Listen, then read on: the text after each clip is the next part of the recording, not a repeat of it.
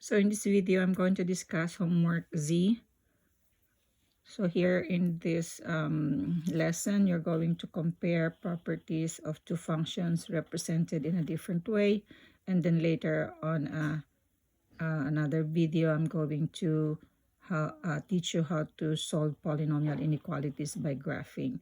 So I think this will be the last topic with our polynomial graphing. Finally, we can wrap up this polynomial graphing. So for this one here, okay, so it says here polynomial functions can be presented in a number of ways, algebraically like this, or graphically like this, or you could also have a table like this. Okay, so these are all representations of a polynomial function.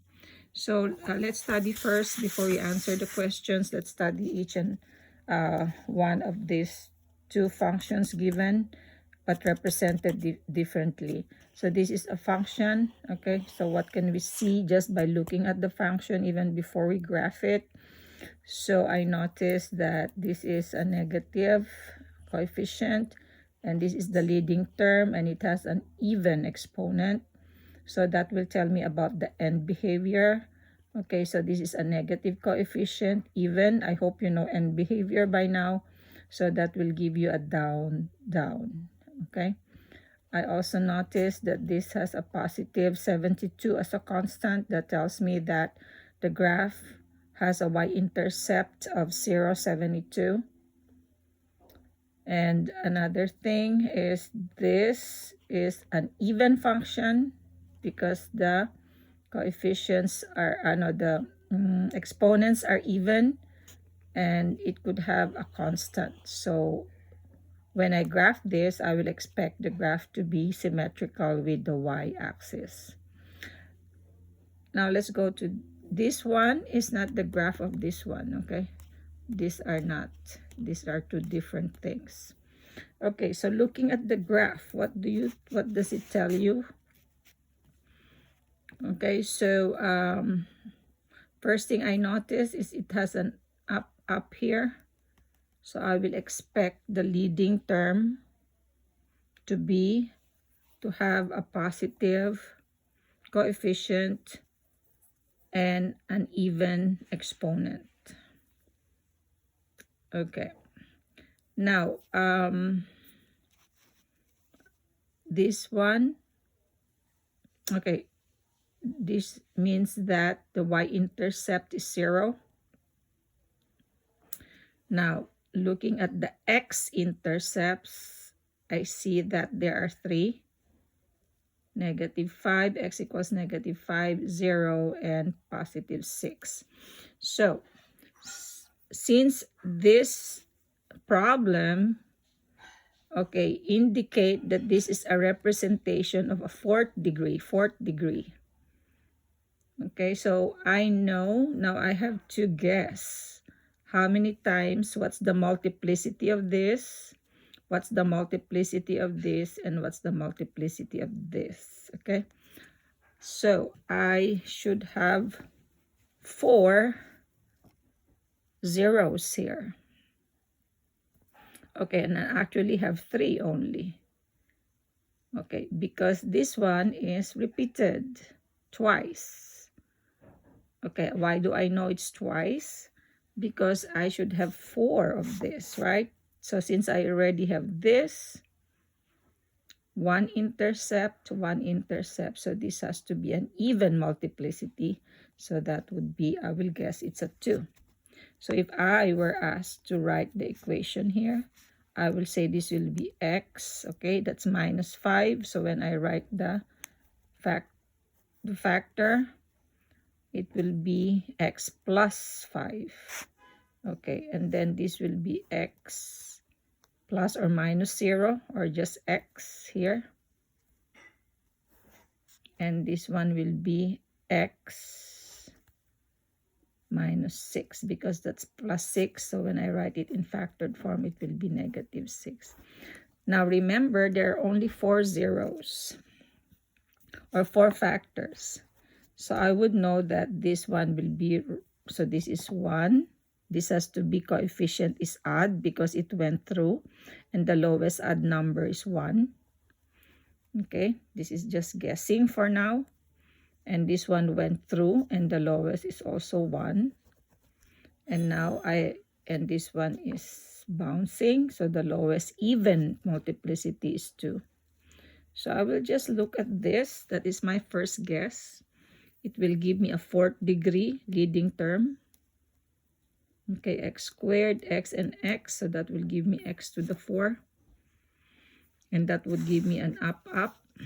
Okay, let's see if this is correct also. So let's write this a little bit better. Let's put x in front, x plus 5 squared, and x minus 6. So I was not asked to write the equation. Remember that. I'm just experimenting on this and teaching you what if they give you a graph and then they ask you to write the equation. So this is, okay, the equation. Another test that I will put here is find my y-intercept, okay? My y-intercept should be 0. So when x is 0, what is the y-intercept? So that is 0. Okay, I don't have to go further because, okay, I already get 0, right? But anyway, okay.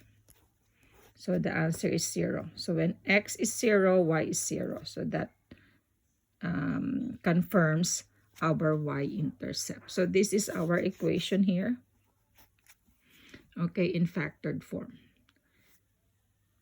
Okay, another thing I would like to emphasize here is, what if you were just given a graph and they did not tell you that it is a 4th degree? I repeat, what if they just gave you a graph, okay, and then they did not tell you it's a 4th degree? So when that happens, you don't know how many times this is repeated if they didn't tell you it's 4th degree, okay? So this might be repeated any even number of times. This might have been repeated 1,000 times for all you know. This might be repeated 17, 19, any odd number. The same thing here. Okay, so, but if they tell you what is the lowest degree this graph could have, then your answer is 4. That's the lowest degree this could have. Okay, but if they just give you any graph, and then they tell you what is the, like this one here, if they just tell you, okay, what's the lowest degree this graph could have, of course you will say this has to be repeated odd times. So the lowest odd is 1. This is also 1 because it went through. And the lowest you could give here, the lowest multiplicity is 1. So you could say this, the lowest degree for this is 3. Okay, but we don't know because this might have been repeated 3 times, and this one could have been repeated 7 times, and this one could have been repeated 5 times. So the degree of that is 15. We don't know, but the lowest is 3. Okay, I hope you understood that. So let's go back here and let's finish. So the question here is, which polynomial has the largest maximum value? The largest y value, that's the meaning of that. Maximum value is the largest y. Okay, so here, this one is an up, and this one is, we said, is a down, down. So this one will have 1 absolute maximum. Okay. And this one will have a very large number because it's an up. So this one will be the answer because this will go up infinitely bigger. Okay, so the graph B increases without bound while A only has a relative maximum since its leading coefficient is negative. Okay, which polynomial has more real roots? Okay, so here we have this one here is 1, 2, and 3. So we could say this is 3. This one you have to factor this. Okay, you have to factor it to find the real roots. And upon factoring, A has only 2 real roots. Okay, so this one is 3. 1, 2, and 3. And this one, I hope you factored this. Okay, and you're going to find only 2 real roots. Okay, and then C, which of the polynomial above has a larger y-intercept? Okay, so the y-intercept of this is 72, the y-intercept of this is 0, so this has a larger y-intercept. For which of the polynomials above is f of 1000 smaller? When I first read this, be careful with that. I thought it was bigger. I was looking for the bigger one. So smaller, that means f of 100 means when x is f of 1000 means when x is 1000, what is the value of the function? So justify your answer. So if we continue here, this is 5, 6, all the way to 1000, the y value is, okay, going up there too. Instead, remember, this is a down, down. So the graph will be like this, the end behavior. Okay, the end behavior will be like that. So towards 1000, this one will have a negative value. So A will have a smaller value of f of 1000. On the next video, I'm going to teach you how to solve polynomial inequalities.